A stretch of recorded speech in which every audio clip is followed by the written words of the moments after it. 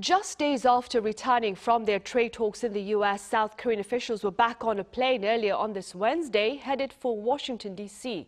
Our Kim Bo-kyoung reports. Presidential Chief of Staff for Policy Kim Yong-beom and Industry Minister Kim Jung-kwan departed for Washington, D.C. on Wednesday once again for tariff negotiations with the U.S. It has only been a few days since the two officials returned from earlier trips to D.C., during which they talked to U.S. Commerce Secretary Howard Lutnick to finalize the details of the $350 billion investment package. Before heading out to the U.S., they told reporters they were going there to discuss one or two remaining issues. It looks like we'll be tense until the very end. We'll do our best to make sure our national interests are protected until the last moment.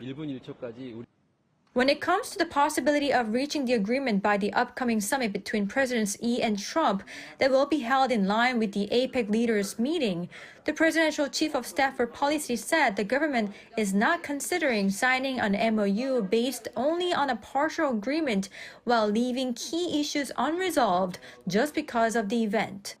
If the trade agreement does get reached, other results that were made during the previous summit between the two leaders would also be able to be announced, as they could not be unveiled due to unresolved parts related to trade at that time. If the trade MOU and related issues are finalized, the trade results will be announced too.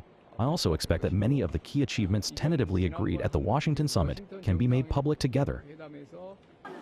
He added that security and other issues are being coordinated by National Security Advisor Ri Sung-rak at the National Security Office.